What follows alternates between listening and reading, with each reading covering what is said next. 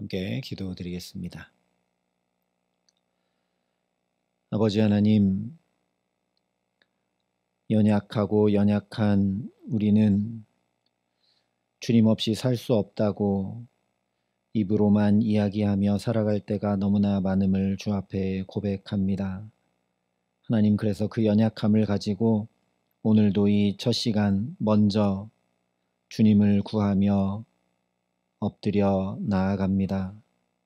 아버지 하나님, 주님 계신 자리에 치유도 있고 공급도 있고 놀라운 역사도 있고 구원하시는 은총도 있음을 믿사오니 오직 오늘 우리의 모든 삶에 주님 임하여 주시옵소서. 그러니 말씀으로 우리의 마음과 생각을 붙들어 주시고 성령으로 우리의 모든 걸음과 삶을 이끄시며 함께하여 주시옵소서. 예수님 이름으로 기도합니다. 아멘. 오늘 우리에게 주시는 하나님 말씀은 여호수아 13장 15절부터 31절까지 말씀입니다. 여호수아 13장 15절부터 31절까지 말씀을 제가 봉독해 드리겠습니다. 하나님의 말씀입니다. 모세가 르우벤 자손의 지파에게 그들의 가족을 따라서 기업을 주었으니 그들의 지역은 아르논 골짜기 가에 있는 아로엘에서부터 골짜기 가운데 있는 성읍과 메드바 곁에 있는 온 평지와 헤스본과 그 평지에 있는 모든 성읍 곧 디본과 바못 바알과 벳 바알 무온과 야하스와 그데못과 메바앗과 기랴다임과 신마와 골짜기의 언덕에 있는 세렛 사할과 벳부올과 비스가산 기슭과 베디어시못과 평지 모든 성읍과 헤스본에서 다스리던 아모리 족속의 왕 시온의 온 나라라. 모세가 시온을 그 땅에 거주하는 시온의 군주들 곧 미디안의 귀족 에위와 레겜과 술과 훌과 레바와 함께 죽였으며 이스라엘 자손이 그들을 살육하는 중에 부올의 아들 점술과 발람도 칼날로 죽였더라. 르벤 자손의 서쪽 경계는 요단과 그 강가라. 이상은 르벤 자손의 기업으로 그 가족대로 받은 성읍들과 주변 마을들이니라. 모세가 갓 지파 곧 갓 자손에게도 그들의 가족을 따라서 기업을 주었으니 그들의 지역은 야셀과 길앗 모든 성읍과 암몬 자손의 땅 절반 곧 라빠 앞에 아로엘까지와 헤스본에서 라맛 미드베와 부도님까지와 마하나임에서 드빌 지역까지와 골짜기에 있는 벳 하람과 벳 니므라와 숫곳과 사본 곧 헤스본 왕 시온의 나라의 남은 땅 요단과 그 강가에서부터 요단 동쪽 긴네렛 바다의 끝까지라. 이는 갓 자손의 기업으로 그들의 가족대로 받은 성읍들과 주변 마을들이니라. 모세가 므낫세 반지파에게 기업을 주었으되 므낫세 자손의 반지파에게 그들의 가족대로 주었으니 그 지역은 마하나임에서부터 온 바산 곧 바산 왕 옥의 온 나라와 바산에 있는 야일의 모든 고을 60성읍과 길르앗 절반과 바산 왕 옥의 나라 성읍 아스타롯과 에드레이라. 이는 므낫세의 아들 마길의 자손에게 돌린 것이니 곧 마길의 자손의 절반이 그들의 가족대로 받으니라. 아멘. 오늘 말씀은 8절부터 14절까지 개괄적으로 이야기했던 르우벤 갓 므낫세 반 지파에게 주어진 유업이 어떠한 것이었는지 세세하게 말씀해 줍니다. 그래서 땅의 경계와 정확한 성읍과 지역의 이름들을 밝혀 자세히 전해주고 있습니다. 그러다 보니까 오늘 말씀도 우리와 별 상관은 없어 보이기도 합니다. 그 옛날 이 두 지파 반이 유업으로 받았던 지역과 경계의 이름이 오늘 우리의 삶과는 아무 상관없어 보이기 때문이죠. 그러나 이미 12장에서 함께 살펴봤던 것처럼 이 자세한 지명들이 명명되고 있는 이유는 하나님께서 저 믿음의 조상 아브라함 때부터 약속해 주셨던 그 말씀이 마침내 실제로 이루어졌고 주어졌다라는 역사적인 증거입니다. 더 나아가서 말씀하신 것을 한치의 오차도 없이 그대로 이루시는 하나님을 실제 삶으로 알게 하고 붙들게 하시는 믿음의 증거입니다. 오늘 말씀은 바로 이 사실을 더 깊이 마음과 영혼에 담고 믿음으로 살아갈 수 있도록 우리를 붙들고 있습니다. 그렇기 때문에 우리가 잘 알지도 못하는 여러 지명들을 이야기하는 가운데 이 유업 분배의 기준이 무엇이었는가를 계속 반복하고 강조하여 말씀을 합니다. 15절, 23절, 24절, 28절, 29절, 31절 계속해서 말씀하는 것처럼 그 기준은 그 가족대로 기업을 주는 것입니다. 근데 일단 우리에게 유업을 주시는 하나님 입장에서 생각해 보면 굳이 이 기준을 밝혀 주셔야 할 이유가 전혀 없죠. 가장 공의로우신 하나님, 가장 우리를 사랑하시는 하나님께서 당연히 우리에게 가장 복된 삶을 살아갈 수 있도록 나누어 주실 수밖에 없기 때문입니다.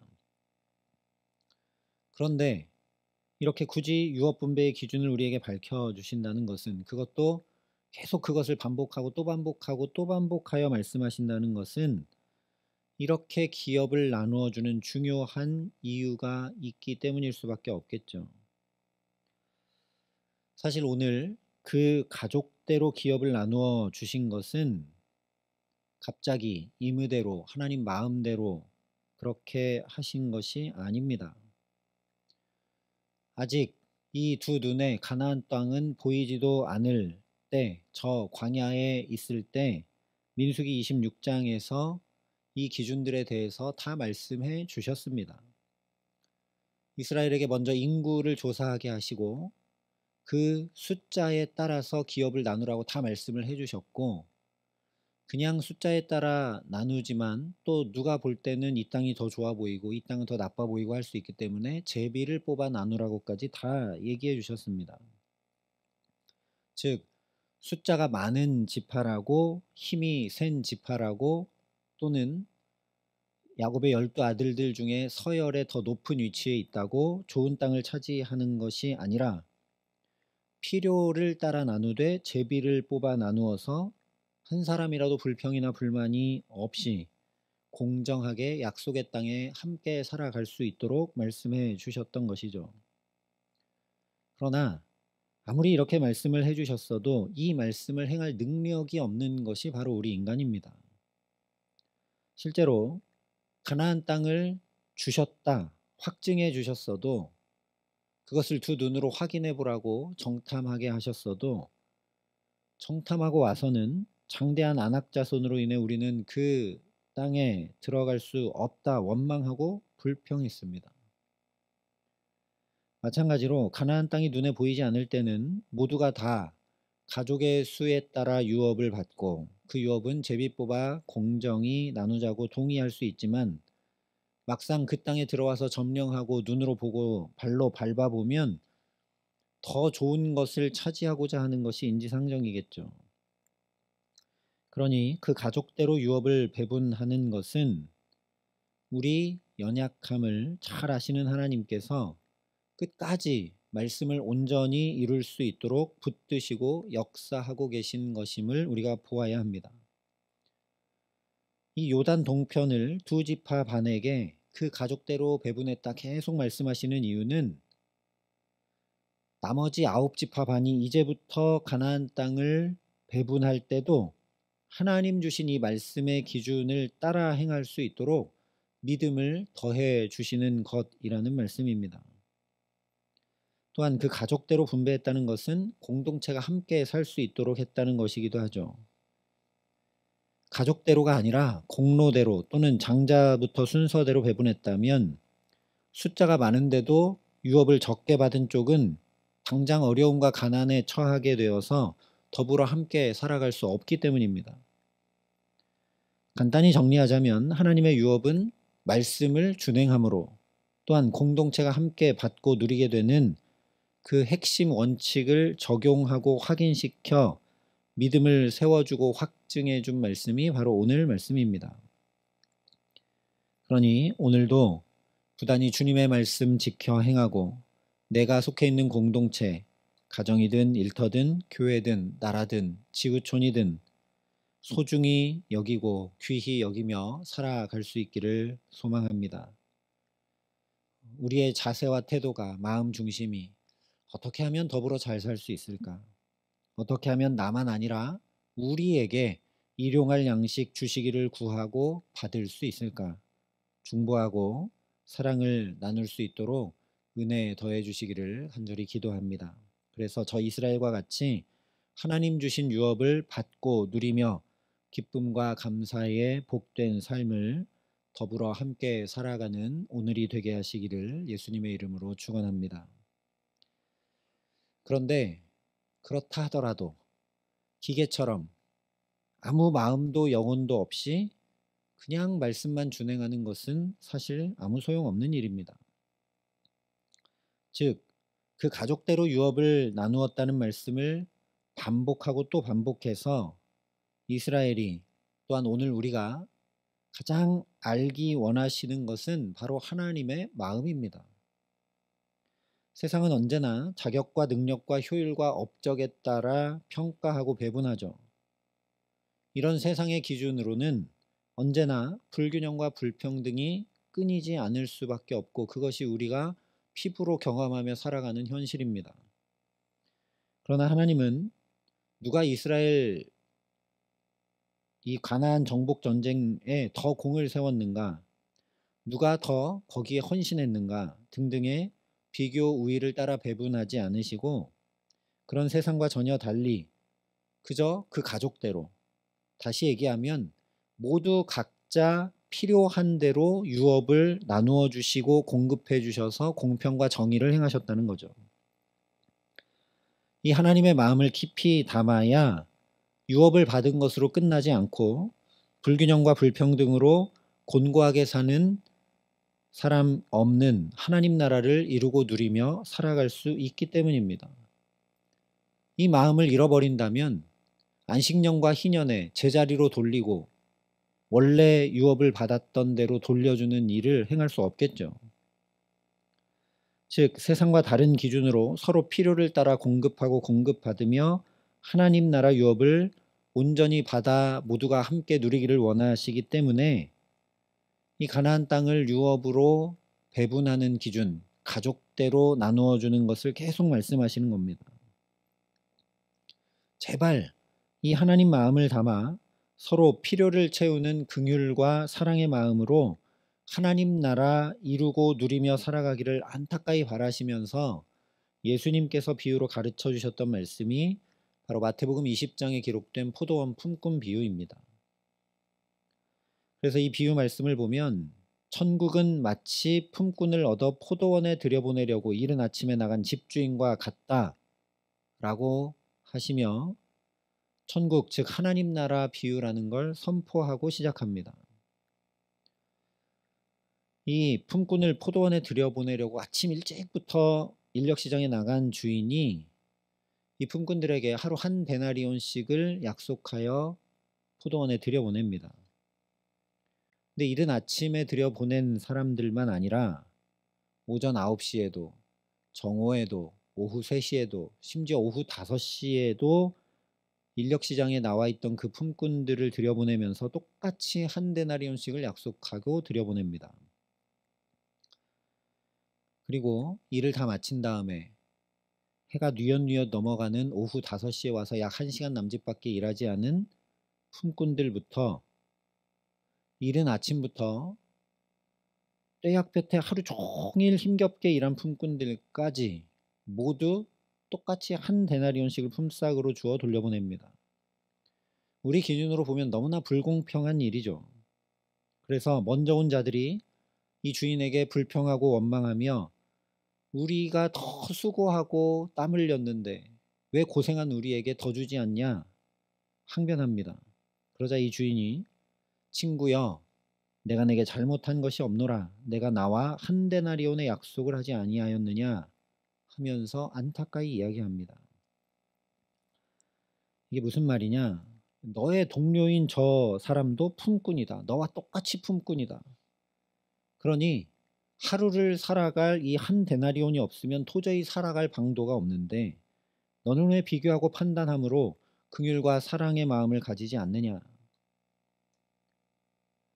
너도 일자리를 구하지 못하면 온전한 품삯을 받아 필요를 채우지 못하면 생계를 유지할 수 없는 똑같은 품꾼이 아니냐 그런 얘기입니다.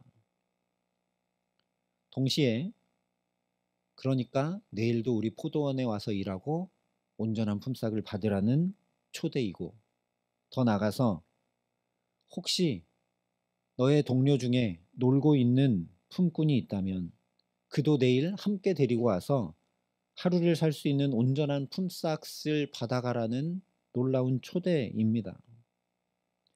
그러니 오늘 그 가족대로 유업을 나누도록 하시는 것은 쉽게 얘기하면 서로 그렇게 식구 수를 알고 그래서 필요를 배려하며 살피고 욕심만 부려 나만 잔뜩 쌓아두는 것이 아니라 한 사람 한 사람 모두 다 부족함 없이 온전히 누리며 더불어 함께 살아가기를 너무나 원하고 바라시는 아버지 하나님의 마음을 자연히 품도록 하시는 놀라운 은총이죠. 인지상정으로 보면 더 가지려고 하고 더 좋은 것을 차지하려고 하는 것인데 하나님께서 가족대로 유업을 나눌 수 있도록 계속 말씀해 주시고 명확한 기준을 세워 주시니 그렇게 행하면서 하나님의 마음을 알아가고 배워가고 살아갈 수 있게 하신 것이라는 말씀입니다.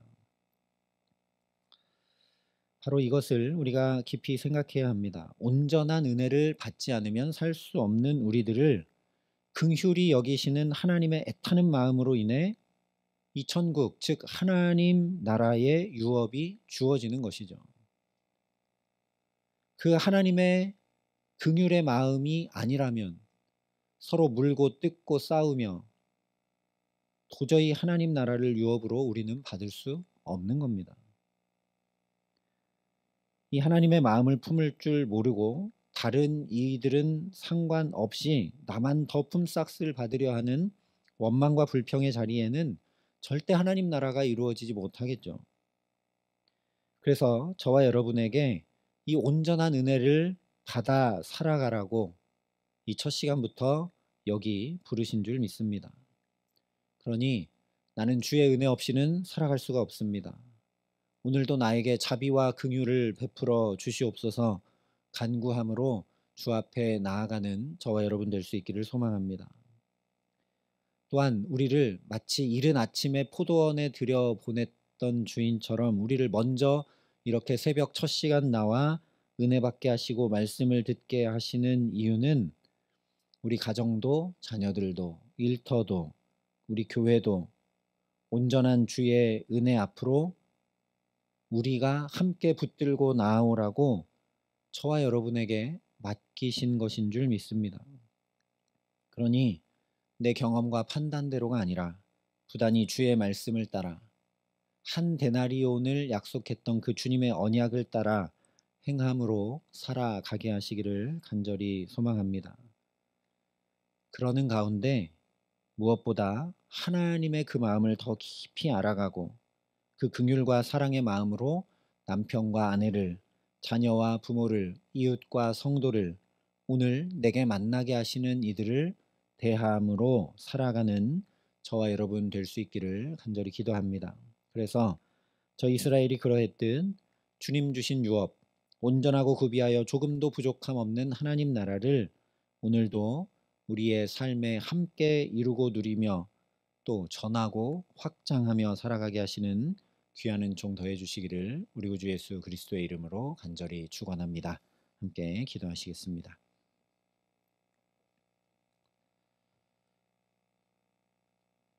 아버지 하나님,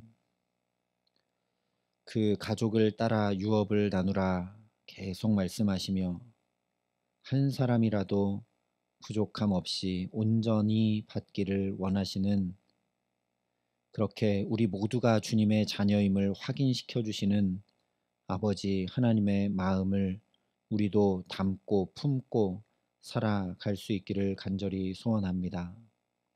세상 한가운데 살다 보니 비교하기 쉽고 내가 더 안전하게 가지고 살고자 원할 때가 너무나 많으나 하나님, 그래서 우리를 이 첫 시간 먼저 주 앞에 부르신 줄 믿사오니 오늘 우리에게 필요한 온전한 은혜로 가득 채우시고 역사하여 주시옵소서. 그래서 나만 잘 살고 나만 평안하고 나만 문제 없이 살아가는 것으로 만족하지 말게 하시고 이 땅에 우리 모두에게 하나님 나라가 아직 임해오지 못했음을, 깨어진 것들이 너무나도 많음을, 눈물과 아픔이 아직도 그치지 않고 있음을 안타까이 여기며 주님의 마음을 담아 오늘도 부단히 그 말씀 지켜 준행함으로 살아갈 수 있도록 성령으로 우리를 붙들어 주시옵소서. 그래서 우리를 통해 가정이, 자녀들이, 일터가, 주의 몸된 교회가, 우리의 모든 삶이 더욱 하나님 나라를 확장해가고 이루어가고 누려가는 은총과 복을 함께 더불어 누리며 살아가는 데 부족함이 없도록 이 기도의 시간 하늘 문을 여시고 우리에게 역사하시며 성령으로 충만케 하여 주시옵소서. 이제는 친히 우리의 구원이 되신 우리 구주 예수 그리스도의 은혜와 그 독생자 예수 그리스도를 아낌없이 내어주신 아버지 하나님의 놀라우신 사랑하심과 오늘도 하나님의 마음을 담아 살아갈 수 있도록 우리를 도우시고 붙드시는 성령 하나님의 교통하시고 역사하심이 여기 머리 숙여 그 하나님 나라를 오늘도 내 삶에 또 우리들의 삶에 함께 이루고 전하고 누리며 살아가기를 소원하고 결단하는 여기 모인 모든 주의 성도들과 사랑의 빛교회 모든 교우들과 이 나라의 민족과 이 귀한 복음을 오늘도 세계 만방에 전하시는 선교사님들 가운데 이제로부터 영원토록 함께 하시기를 간절히 축원하옵나이다. 아멘.